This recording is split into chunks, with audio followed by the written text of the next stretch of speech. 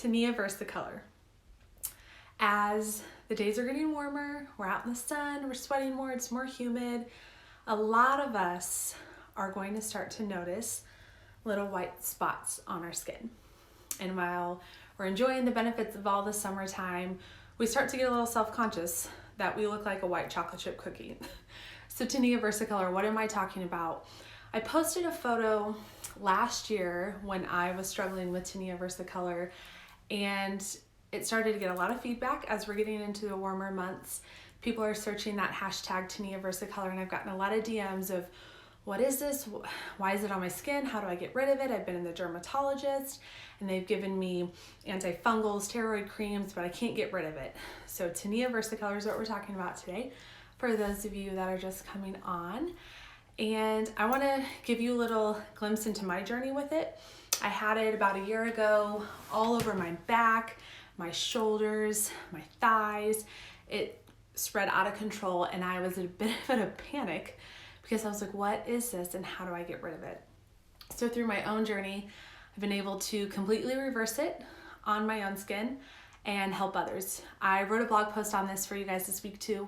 You can go to my blog, middaypigeon.com, and in this video and in that post, I give you 5 steps how to completely reverse, get to the root cause, and heal your Tinea Versicolor for good.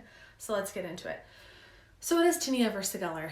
If you talk to Dr. Google, he's gonna tell you that Tinea Versicolor is a yeast infection essentially on the skin, that it's a topical problem that we're gonna treat with a topical solution. So you get the Sessalin blue, some naturopaths might give you tea tree oil and coconut oil, antifungal creams, heavy hitting steroid creams, and while these things do work, they're not going to get to the root cause of the problem. So what is the root cause of Tinea Versicolor? And while I know how annoying it can be, it's itchy, it makes you self-conscious. I mean, I remember I took off my sweater, it was a cardigan like this at a conference, and I had it really bad on my back, and the person sitting next to me, they kind of like, what is all, like that lady looks like she has polka dots like my shirt or sprinkles all over her, like what is going on? So it's actually, the root cause of Tinea Versicolor is a yeast issue internally. Our skin is our largest organ. What is on the inside is going to come out. What's on the outside is going to go in. And with Tinea, your body is just expressing to you, it's really a blessing. I always say our symptoms are such a blessing, right? Well, our body is expressing to us there is an internal yeast issue, and as it is, you know, it's warm, it's hot, you're sweating, you're circulating, you're moving things around, that yeast is coming in and out of the skin, and it's rupturing or disturbing those melanocytes on the skin. So then you get these white spots, or sometimes you look like a dark chocolate chip cookie and you get brown spots, depending on your skin tone and however it is expressing itself in your body. So we have to look at the root cause. And unless you address the root cause of Tinea Versicolor, we'll call it TV, in your body, you're not going to get rid of it. A lot of practitioners will tell you, oh, it comes and goes, but that's common. And what's common is not always normal. So what is normal is you should not have TV on your skin. You should not be struggling with patterns of expression of yeast externally or internally. So let's cut to the chase. Let's get to the 5 steps. You can read more at my blog, middaypigeon.com, and I will post this video link when I get it uploaded to YouTube so you can rewatch it as well. Step number 1, how to get rid of Tinea Versicolor naturally. For good, you don't want it to come back. I'm happy to report a year later, I don't have it. I've been out in the sun, I've been sweating, I've been in saunas, I've been in hot yoga, I've been doing a lot of steamy hot things, and it has not come back. And same with my other clients I've worked with. It has not come back with them, so I can attest to you, this is pretty foolproof. It's gonna take a little bit of work. So step number 1, examine your topicals that you're using. I get it, the Sessalin blue, the antifungals, the steroid creams, they do help. They do help the spread. And when you are in crisis mode, one of my clients, she was about to get married and she had a really low back cut dress and she's like, Jen, I cannot have this on my skin. So that's when you can play with some integrative medicine and be like, okay, well, we'll use this for a little bit to get rid of it and while we work internally. But the best thing you can do if you were like me, you didn't have any special occasions coming up, anywhere to go really, any photos that, you know, could not be, that you couldn't hide your back in, or wherever it's at, then examine your topical creams and notice what you're putting into your body. On a lot of these products, read the ingredients and research them, or just know for yourself. If you don't know what the heck it is, why are you putting it on your skin? Because our skin is our largest organ. What's on the outside is going to come in. And those toxins, those chemicals are not going to help the issue. We have to support our immune system, which we'll get to later, and we have to make a really clean, happy homeostasis for our body to work. So examine your topicals. Tea tree oil, coconut oil, those are your safest topicals to be using while you're working internally. The rest of them, you decide for yourself. Step number 2, address your diet. And that is a really broad statement, but I guarantee you what you're eating is contributing to your tinea. So it's hard for every person. We're so individual and we're so unique and we have different needs. So it's hard to say, well, you start by eliminating gluten and dairy, you start by adding in more fruit. But you can go to my website, middaypigeon.com or inspirehealthbyjen.com, and download a free healing guide. It gives you kind of a framework of how you can be structuring food and meals, and talks about things you can take out. And there's tons of resources that I linked to on this blog post for this week. So examine your diet. And if you're not sure where to start, reach out. I'd love to chat with you. But this is really, really important. And the little thing that I want to add here, a little shameless plug, is don't fear fruit. You're going to read on the internet that if you have yeast problems, you should stop eating fruit. But your immune system needs fruit, and your immune system is not going to be able to eradicate this yeast problem if you don't give it what it needs through your food. Step number 3, address the SIBO. So what the heck is SIBO? Small intestinal bacterial overgrowth.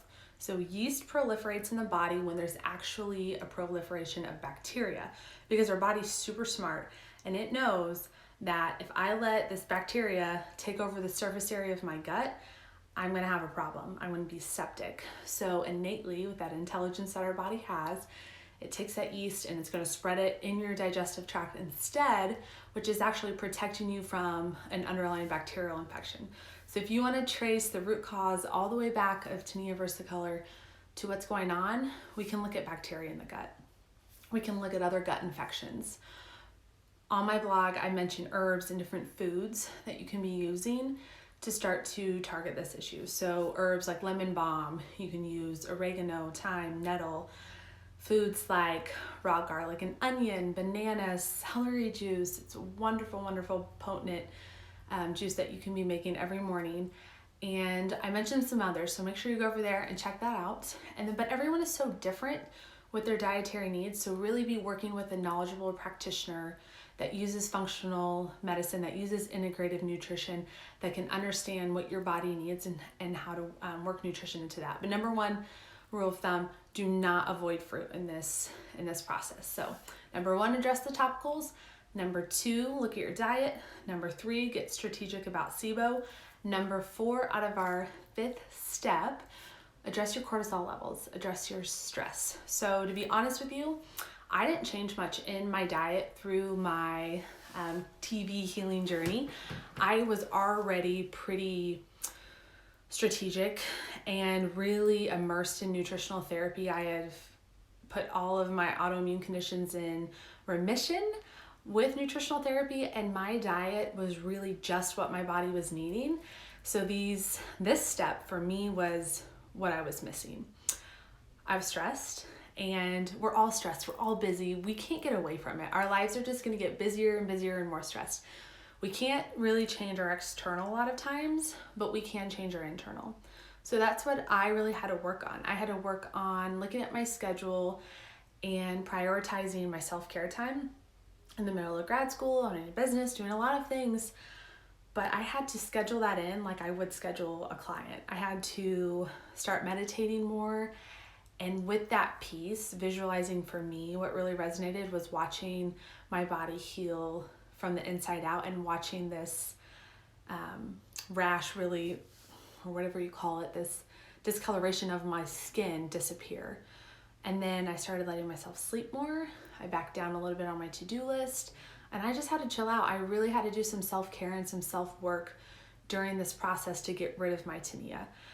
And step number 5, this is our last step, and this is really, really important when you want to get rid of the yeast problem.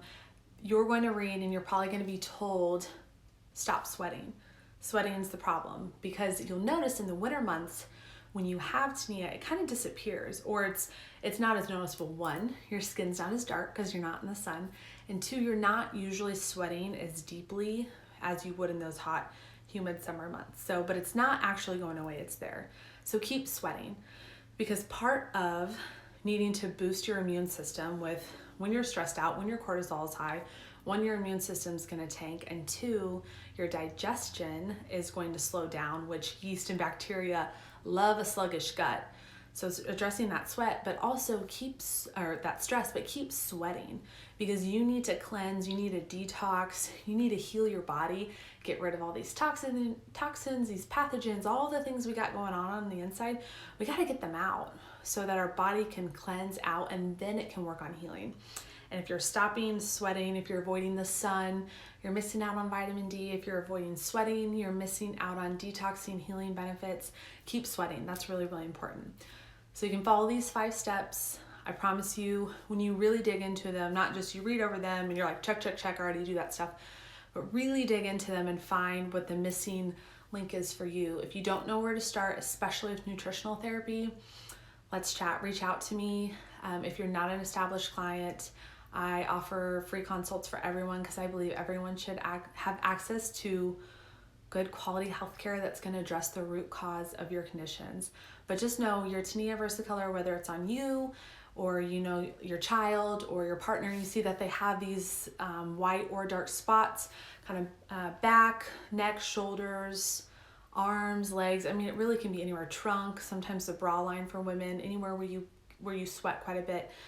That it's common, but it's not normal, and it can eventually get out of hand. So get a handle on it now. Start to address these 5 steps. Head over to my blog, middaypigeon.com, and reach out if you guys have any questions. Hope this helps.